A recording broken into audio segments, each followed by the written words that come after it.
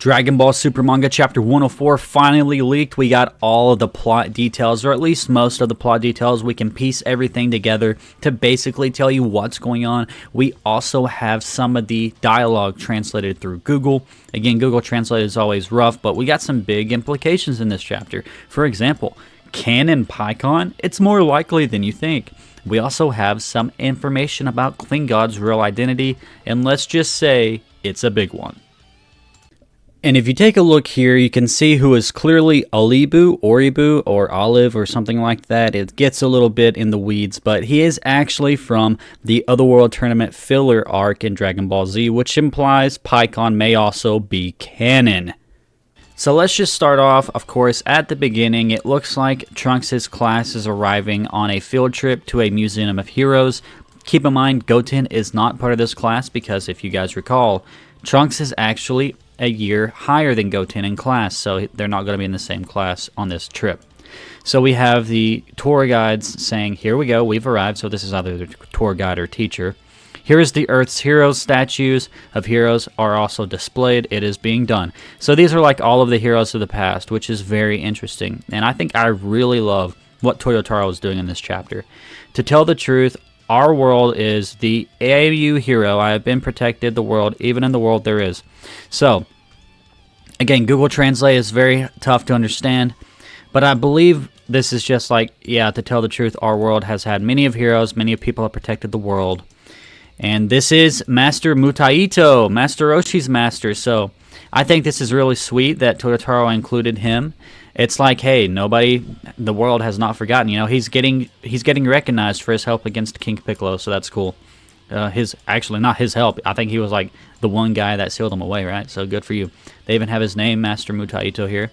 On second thoughts, everyone, Ogain too, became very rich. I wonder if it happened. So Rula is basically asking if all of the heroes like ended up becoming rich or got recognized officially or anything like that. And the tour guide's like, no, that's not the true, no. At the end of the battle, life are losing their lives. There are many heroes. So, I guess they're just establishing that heroes in this museum that are being recognized didn't go on to win fame and glory or fortune. They just kind of just live and die, you know, like they live a pretty simple life. And this is cool.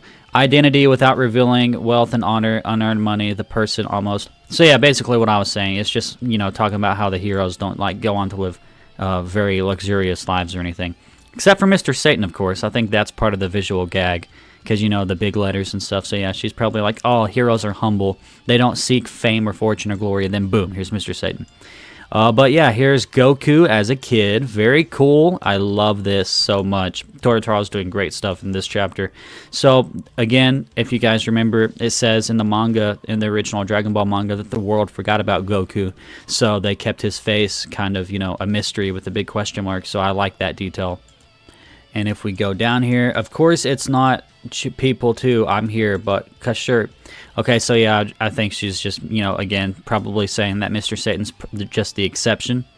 And then here is Trunks looking up at Great Saiyaman. Now, Trunks, I believe, knows, if you remember in the Dragon Ball Z Buu Saga, Trunks already knows that Great Saiyaman is Gohan, but Trunks is probably just like, you know, noticing that they have a statue of Great Saiyaman, which is cool. I like that detail. Yes, in the garden for lunch. Let's go. So they go to the garden for lunch, and then some criminals show up, and then Klingon shows up to save the day. Basically, Trunks is blown away by Klingon. Like, look at Klingon. He is pretty cool and jacked to the gills. He looks pretty cool, honestly. I'm a big fan of Klingon's design. And looks like people are celebrating Klingon showing up and saving somebody that was probably thrown into water by the criminals.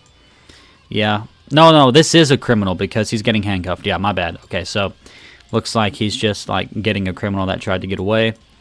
And then this guy, one of the civilians are saying, that actor, this is what happened, I can do it. Did you hear that? No.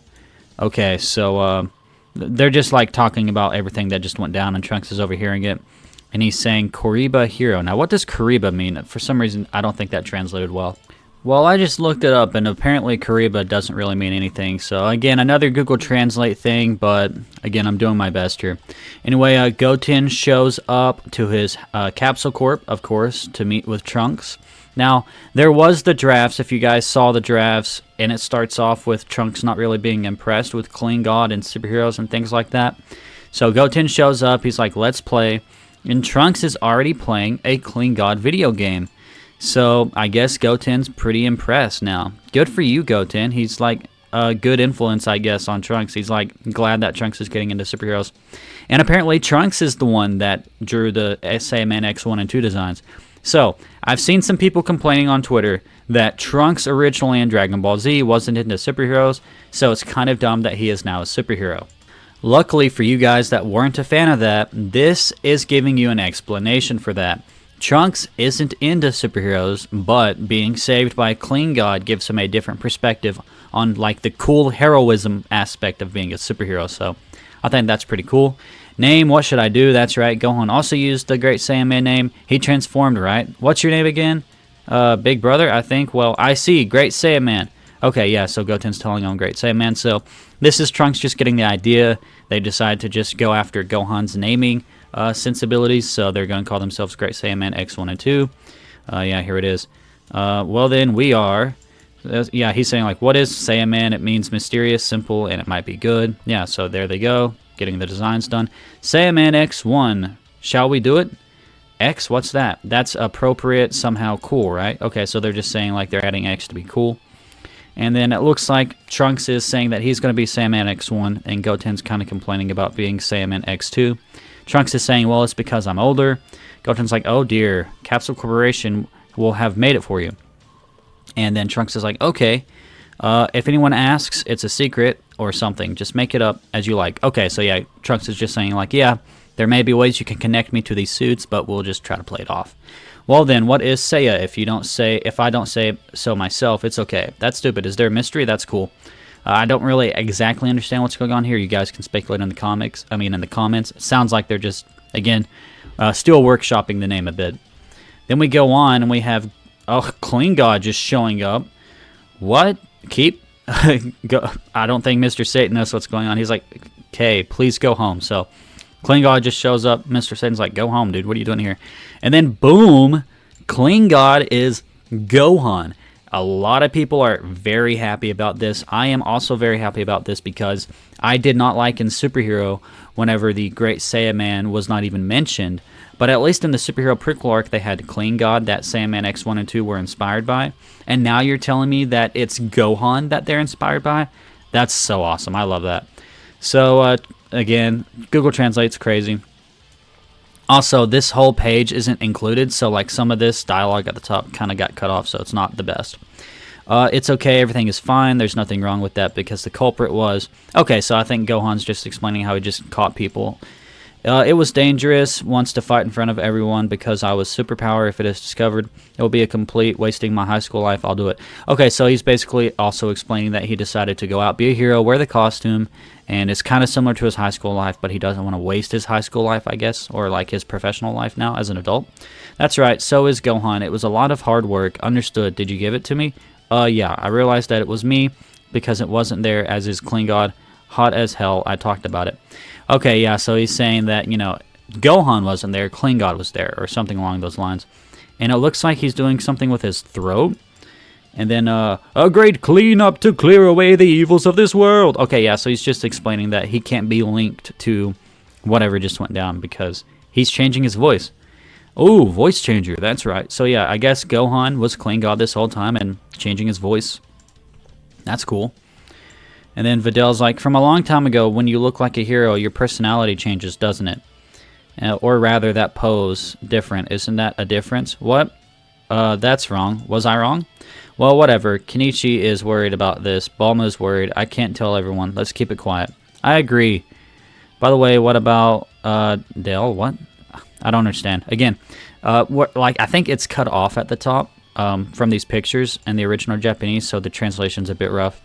But yeah, I guess what's going on is, again, Vidal's like, see you then, Daddy. So they're just talking about keeping the, identity a secret and things like that. And then we go down here, and it looks like some criminals are doing some crazy stuff. Like, these criminals are crazy. Again, more dialogue cut off at the top there. Bikers flying down, fly milk, okay. Hey, kid, it's a jam. Let's go. So they're just going to run over school kids crossing the road. Okay. Oh, he sees a picture of, well, it looks like a poster or something, like a big billboard thing of a clean god. It just fell down. Looks like Saiyaman X1 and 2 did that. And I want to say, however, ta-ta, me, unfortunately, with aliens, every day is a struggle. I'm busy. Therefore, okay. So maybe they're talking about how, like, they're the only heroes around because there's, like, a lot of threats and everybody else is busy, but they aren't, you know, so they're going to do their part. I don't know. But yeah, something along those lines, I'm guessing. Saiyaman X1 and X2, here we come. The end. So it doesn't say that there's going to be another chapter, but I don't think it's saying the end here is a sign for there to, like, be no more Dragon Ball Super.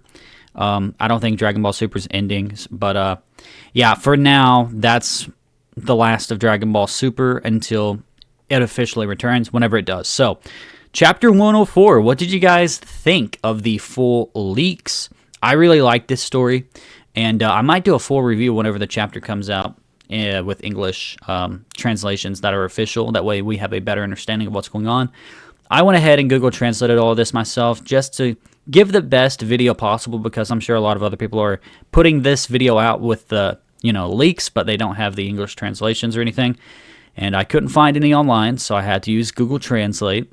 If I did find any online, I would, of course, credit them. Like Herms98, I think, was a big one that used to translate some of this.